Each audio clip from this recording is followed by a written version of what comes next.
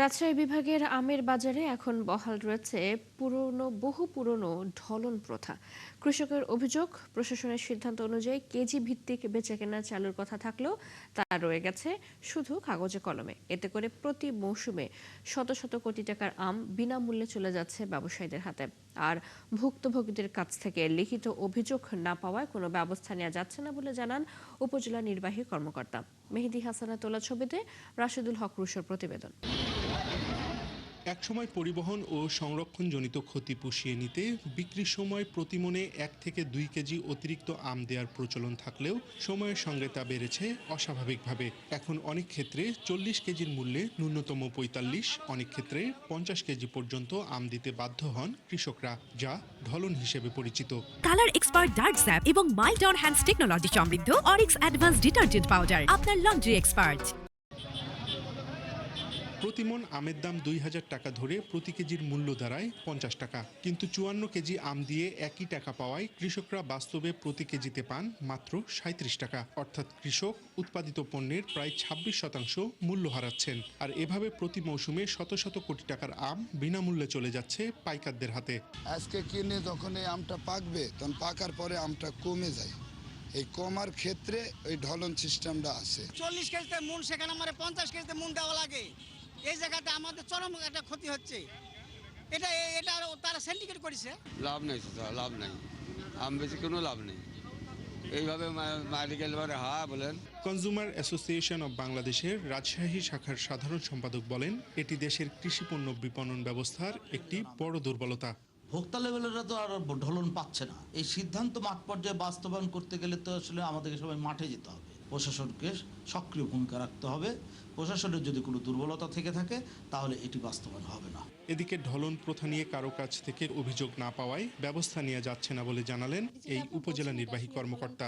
সরাসরি ঢলন প্রথা নিয়ে কোনো কৃষক এখন পর্যন্ত আমার কাছে কোনো অভিযোগ করেনি। যদি কৃষকদের পক্ষ থেকে সেরকম কোনো জোরালো অভিযোগ থাকে আমরা অবশ্যই এটা ঊর্ধ্বতন কর্তৃপক্ষকে লিখিতভাবে জানাবো যে এই প্রথাটা যেন কমিয়ে আনা হয় বা বাতিল করা হয়, যাতে কৃষকরা উপকৃত হন।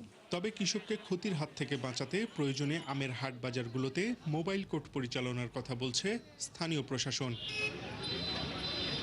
রাশিদুল হক রুশো, 71, রাজশাহী। ঢলন প্রথায় আম চাষির ক্ষতির প্রসঙ্গে জানাতে রাজশাহী থেকে যুক্ত হচ্ছেন সহকর্মী রাশিদুল হক রুশো।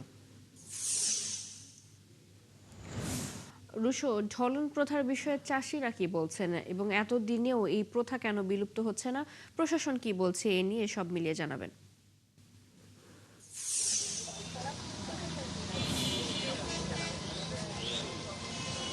দেখুন, এই প্রথাটি কিন্তু দীর্ঘদিনের। আসলে এই যে আমের যেমনটি আমরা সংবাদে বলছিলাম যে প্রথাটি মূলত শুরু হয়েছিল যেহেতু আম একটি কাঁচা ফসল, তো সেটি যখন আসলে যত গাছ থেকে পাড়ার পরে যত দিন গড়ায় সেটির কিন্তু ধীরে ধীরে ওজন কমতে থাকে, অর্থাৎ শুকিয়ে যেতে থাকে। তো এইটি আসলে কমানোর জন্য এই সমস্যা থেকে মুক্তির জন্য কিন্তু যেই প্রতি মনে 2-1 কেজি বেশি ধরে দেয়া হতো আম। তো এটি ধীরে ধীরে বাড়তে বাড়তে এই যে ঢলন প্রথা এটি কিন্তু এখন ন্যূনতম 45 কেজি হয়ে দাঁড়িয়েছে এবং কোনো কোনো ক্ষেত্রে বিশেষ করে চাঁপাইনবাবগঞ্জগুলোর বাজারে আমরা দেখেছি সেটি 50 কেজির ওপরে চলে আসে।